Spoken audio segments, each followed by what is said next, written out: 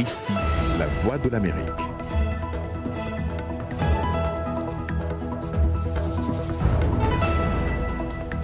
Mesdames, Messieurs, bonsoir. Le Monde aujourd'hui. Bienvenue dans cette nouvelle édition de votre journal. Tout d'abord, les titres. Fièvre électorale au Togo où les populations sont appelées aux urnes samedi pour élire le président. La lutte contre le terrorisme fait partie des thèmes de campagne du président sortant.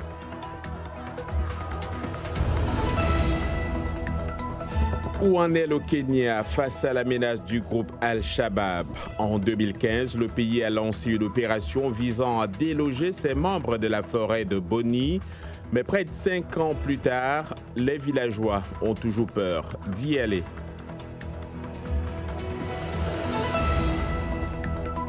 Ici aux États-Unis, que dire des relations entre la Maison-Blanche et le Congrès?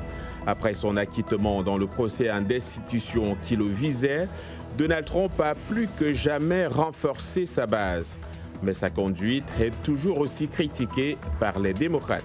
It's an abuse of power that the president is again trying to manipulate.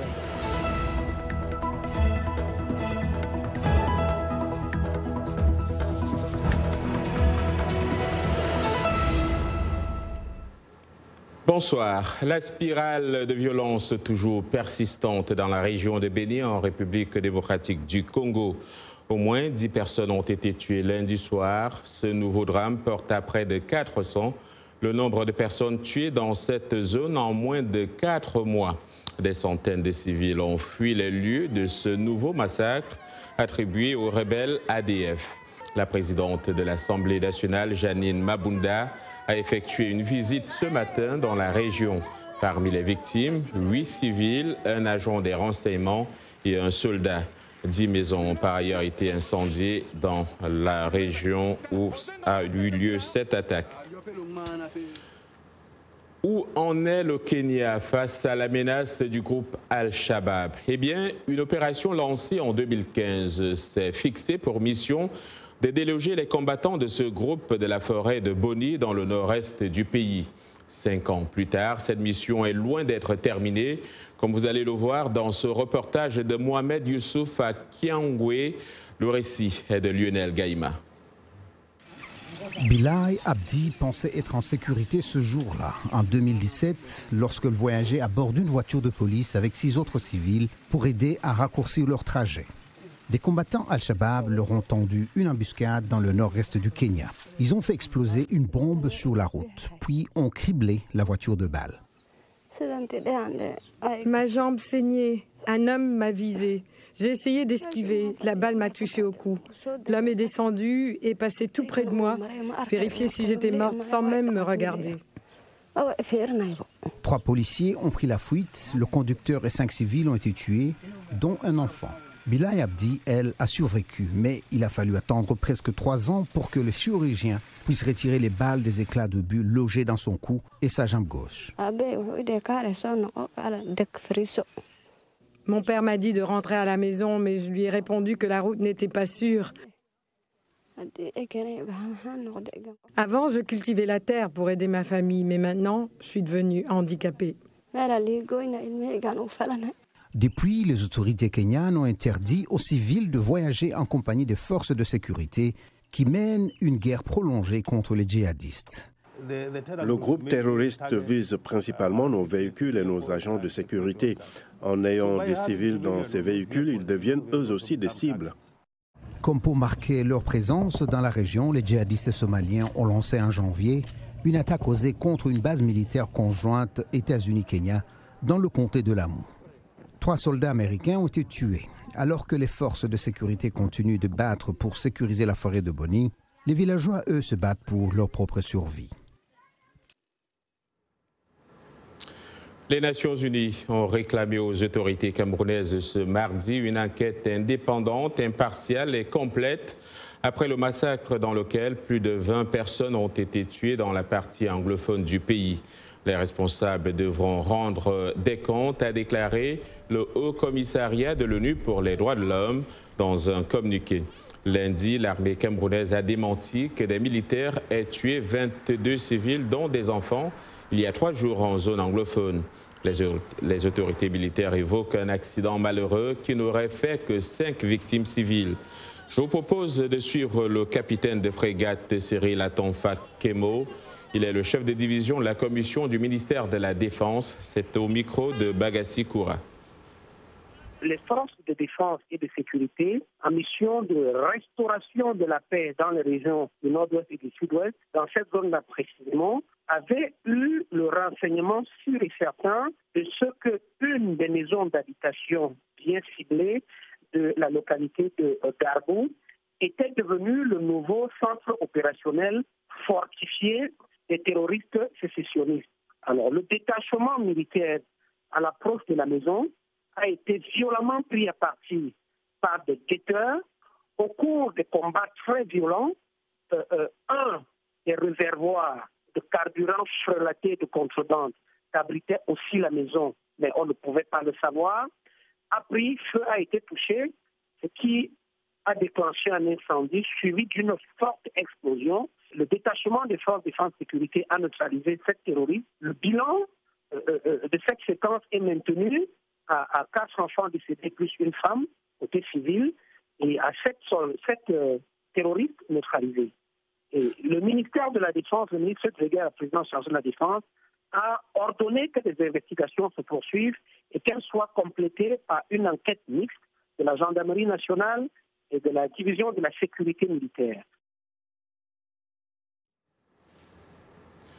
La campagne présidentielle se poursuit au Togo lors d'un rassemblement dans le nord du pays, à quelques kilomètres du Burkina Faso.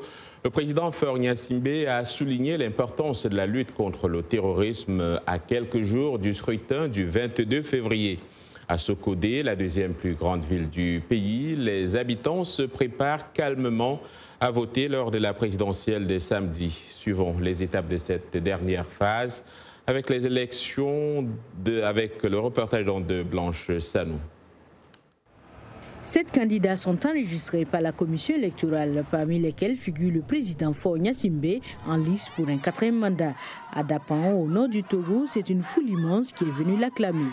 Je vous remercie également pour le soutien que vous avez exprimé à travers toujours votre porte-parole. Le soutien apporté à l'opération Kundouaré, qui a pour but de sécuriser nos frontières. Environ 10 000 gendarmes et policiers, membres d'une force sécurité élection présidentielle, seront déployés à travers le pays en vue de sécuriser le scrutin. À Sokodé, l'indomptable ville rebelle du centre-nord du Togo, les habitants se préparent activement pour les élections. Et on est là pour la campagne. Actuellement, Dieu merci, la campagne se passe sans problème. En effet, la deuxième ville du Togo a été, depuis le mois d'août 2017, le bastion de la contestation politique qui a ensuite gagné tout le pays. On avait tué les gens, les blessés, les blessements. Les gens, les gens brûlaient les pneus aussi. Le nouveau maire de Sokodé, Ourougbele Tchani, estime que la crise fait partie du passé, mais selon des témoins, les stigmates et la peur sont encore très présents parmi la population. Quant au chef de file de l'opposition, Jean-Pierre Fabre, il a également entamé la dernière étape de sa tournée à l'intérieur du pays.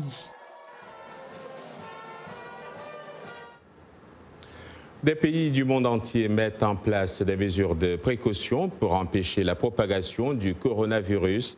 Dimanche, les autorités chinoises ont confirmé plus de 72 000 cas, dont plus de 8 000 nouveaux, ainsi qu'un nombre de décès avoisinant les 1 900.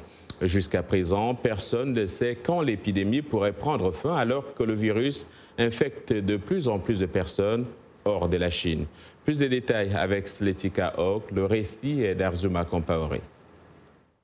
Le dernier bilan fait état de 98 décès supplémentaires et 1800 nouveaux cas de Covid-19 qui ont mis à rude épreuve le système de santé chinois et obligé les autorités à verrouiller certaines zones pour tenter d'empêcher sa propagation. Les autorités chinoises ont déclaré dimanche que plus de 9500 personnes avaient été guéries et libérées des hôpitaux et que le nombre de personnes gravement malades avait chuté en février.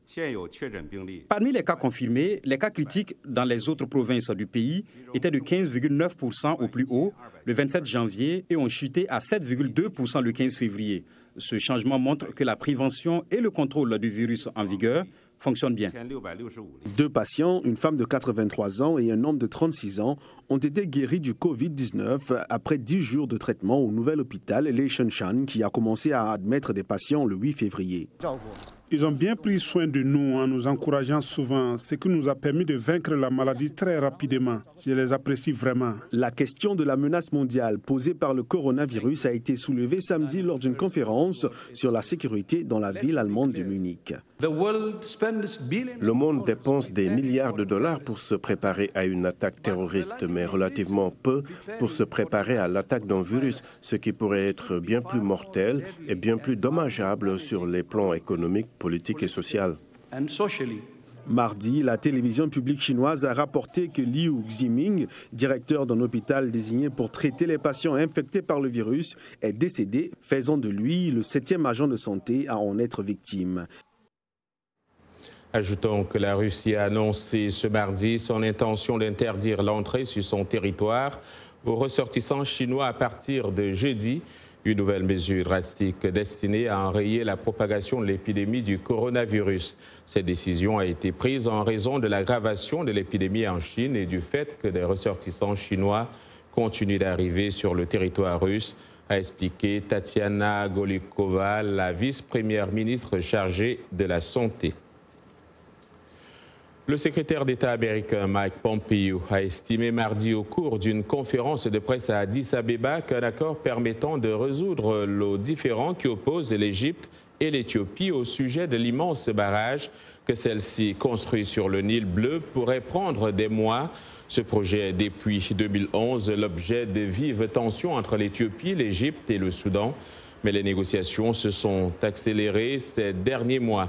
L'Éthiopie estime que le grand barrage de la Renaissance, appelé à devenir la plus grande installation hydroélectrique d'Afrique, est essentiel pour son développement économique. Mais l'Égypte s'inquiète de son impact sur le débit du fleuve qui comble à 97% ses besoins en eau. Après l'échec de la tentative de destitution de Donald Trump par les députés démocrates début février, le président américain est au plus haut dans les sondages de popularité. Mais ce n'est pas pour autant que la présidente de la Chambre des représentants, Nancy Pelosi, s'abstient de critiquer sa conduite des affaires. Elle la qualifie de manifeste de mensonges. Catherine Gibson fait le bilan des relations entre la Maison-Blanche et le Congrès. Le récit est de Dili Diko. Nombreux sont ceux qui pensent qu'au cours de ces 3 dernières années, aucun politicien n'a aussi bien confronté le président Trump que la présidente de la Chambre des représentants, Nancy Pelosi. Mais après avoir échoué à destituer le président, elle fait face à des décisions cruciales en amont des élections présidentielles de novembre. On peut en conclure que nous avons gagné et qu'ils ont perdu.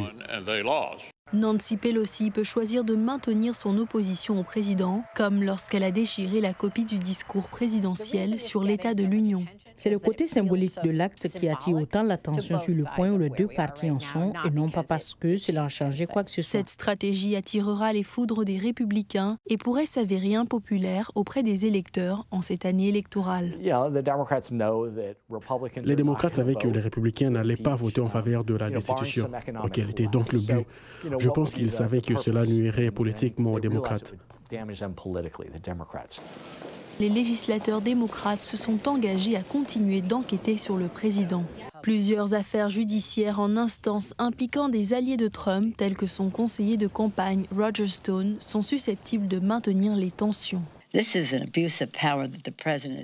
abus de pouvoir. Le président tente à nouveau de manipuler les lois fédérales pour servir ses intérêts politiques. Le président est ce qu'il est et il pense qu'il est au-dessus de la loi. Il n'a aucun respect pour le droit. Où sont donc les républicains face à cette violation flagrante de l'état de droit? Les républicains sont peu enclins à critiquer le président en cette année électorale. Ils ne soutiendront pas les initiatives des démocrates au Sénat contrôlées par Mitch McConnell. Ce qui laisse Nancy Pelosi avec une option bien familière, affronter Trump malgré les risques politiques. Vous regardez Le Monde aujourd'hui en direct de Washington sur VOA Afrique.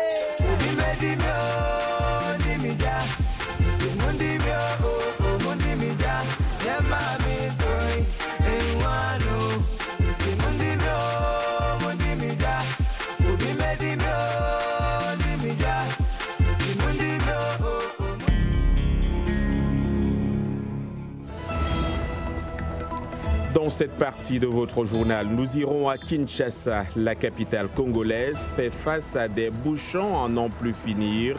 La construction d'une série de passages surélevés congestionne la circulation. Des panneaux solaires pour fournir du courant électrique dans des maternités des hôpitaux ruraux. Ça se passe au Zimbabwe, un soulagement pour les nouvelles mères. Et puis le football américain fait son petit bonhomme de chemin en Ouganda. Un hic cependant, le manque de coach qualifié.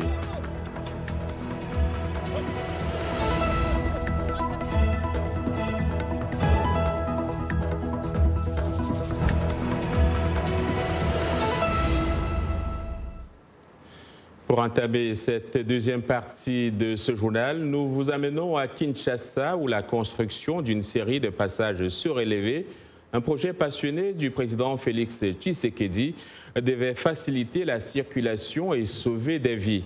Au lieu de cela, plus d'un an après le début des travaux, les sauts de moutons sont un véritable cauchemar pour les Kinois. Salwa Jafari. On les appelle les sautes-moutons, des voies érigées au-dessus des boulevards censées décongestionner la circulation de Kinshasa. Depuis le début des travaux, les bouchons ont atteint des proportions épiques, comme ici sur le boulevard du 30 juin, où les voitures avancent à un rythme d'escargot. Jennifer Mwatambwe dit qu'elle est obligée de prendre 3, parfois 4 moyens de transport différents pour se rendre au centre-ville. Les sauts de moutons ont affecté nos vies parce qu'en ce moment, je n'aurai plus le taxi d'ici jusqu'au magasin, mais je ne peux pas à cause de l'embouteillage. J'ai juste pris la moto. Vous pouvez voir maintenant que c'est même cher. Avant, c'était 1000 francs pour atteindre le magasin, mais maintenant, c'est 1500 et c'est beaucoup d'argent. C'est par jour que je consomme 2 litres de chez moi sur 24, mais or à l'époque, je consommais pas de litres d'essence. Fraîchement élu, le président Félix Tshisekedi avait imaginé ce projet qui ferait une première impression audacieuse après qu'il ait succédé à son prédécesseur de longue date, Joseph Kabila. Au lieu de cela, plus d'un an après son investiture, les sautes-moutons sont pour la plupart à moitié construits en raison de retard dans la mobilisation des fonds, ce qui a provoqué des embouteillages et a piégé le gouvernement dans des accusations de corruption. Nous avons demandé au Premier ministre de recommander qu'il ne décaisse plus rien tant qu'un audit sérieux n'a pas été fait sur le projet saut de moutons et sur l'ensemble du programme donc, de 100 jours. Tshisekedi a promis en juillet que les sauts de moutons seraient un cadeau de Noël aux habitants de Kinshasa. Depuis lors, différents fonctionnaires ont présenté des rapports de situation très contradictoires.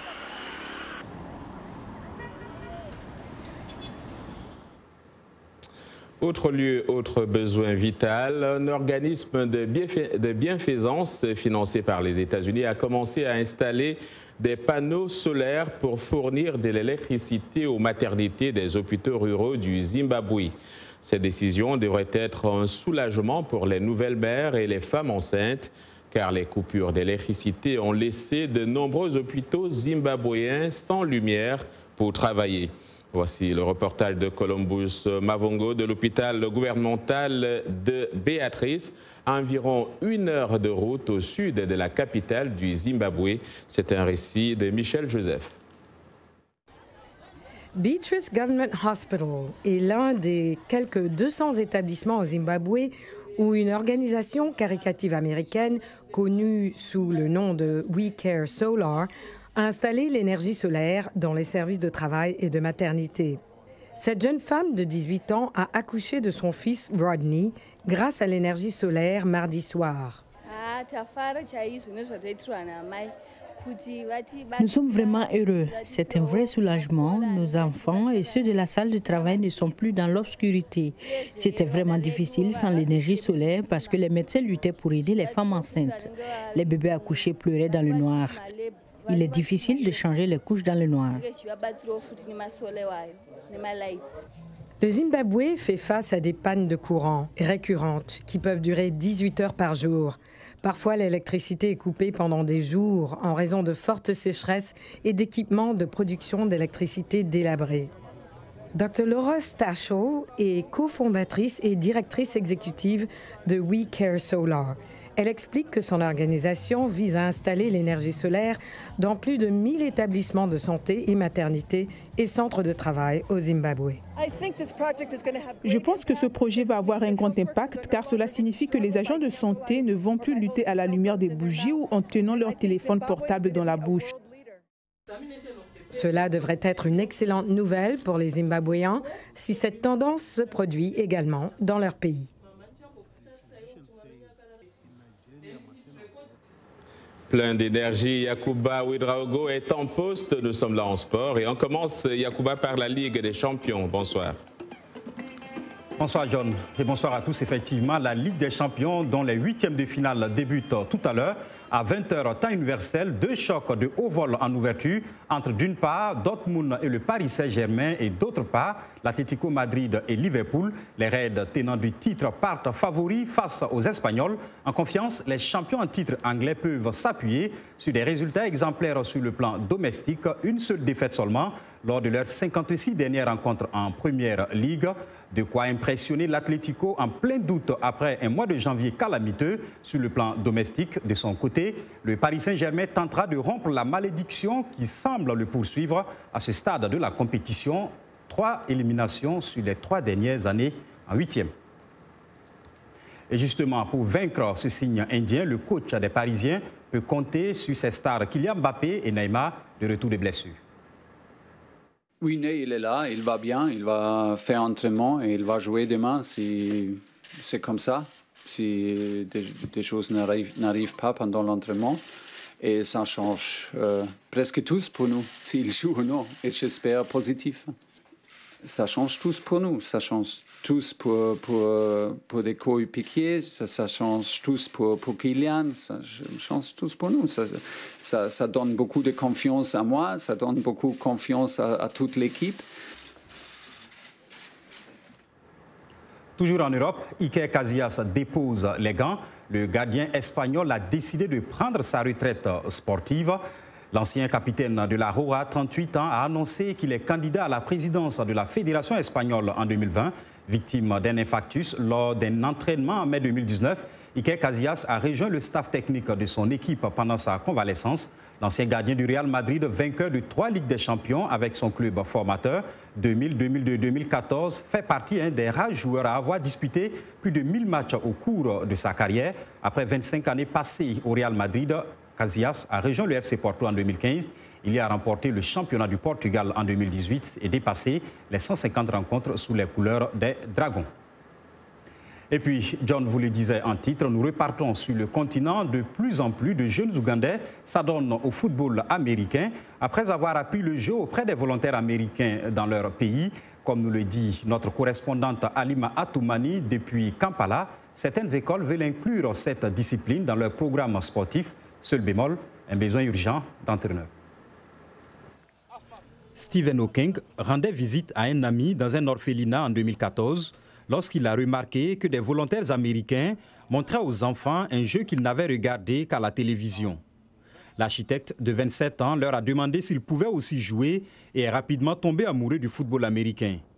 Hawking a commencé à organiser les joueurs et en 2015, il a formé la Fédération ougandaise de football américain.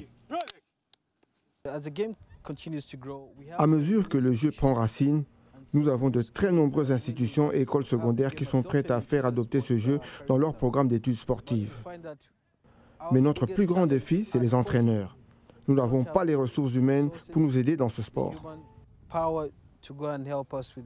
Hawking a étendu le jeu à 4 régions du pays et en 2018, le Conseil national des sports de l'Ouganda a reconnu la popularité croissante de la discipline et a offert $10 000 pour aider à financer la fédération. La langue que vous utilisez pour enseigner le sport est très importante. C'est un sport dont les détails techniques sont entièrement en anglais. Touchdown, quarterback, wide receiver, lineback. Ceux-ci ne sont nulle part dans le dialecte local pour être traduits. Donc, c'est plus facile quand on les introduit dans un système scolaire où les gens étudient l'anglais. Même si la plupart des joueurs sont des hommes, les femmes jouent aussi. Parmi elles, la capitaine de l'équipe de l'université Kiambogo. Je pense que les filles se joindront à nous, sauf que nous n'avons pas eu cette formation de routine. Cela les a tenues à l'écart, mais certaines sont venues. Nous sommes 5, d'autres sont encore en train de venir et je continue de les convaincre. Cette année, le Conseil national ougandais des sports prévoit de parrainer l'équipe pour une tournée d'entraînement aux États-Unis. Voilà, c'est tout pour les sports. On se retrouve demain. Au revoir. Merci Yacouba Ouedraogo et à demain donc. Et pour clore ce journal, parlons de Mohamed Shradi. Ce Tunisien s'est forgé une réputation dans la ville de Nabel, au nord-est du pays, grâce à ses œuvres d'acier. Le forgeron de 53 ans a commencé à travailler dans l'atelier de son père alors qu'il n'avait que 13 ans. Sa passion grandissante le poussant à créer des grandes sculptures d'animaux et d'humains, des meubles, des portes, des planches et de petits cadeaux. Il utilise des pièces métalliques jetées par des mécaniciens qui sont généralement heureux de les distribuer gratuitement. Il recycle même des pièces de vieilles voitures et motos. Les prix de ces pièces varient entre 35 et 5 000 $ américains selon la taille de chaque pièce. Ses clients viennent aussi bien de sa petite ville que d'Allemagne, de France, d'Italie ou encore de Belgique. Rendez-lui visite si jamais vous êtes de passage en Tunisie. Et c'est la fin de ce journal. Merci de votre attention. Je vous retrouverai avec plaisir demain, même heure, même lieu. Excellente soirée.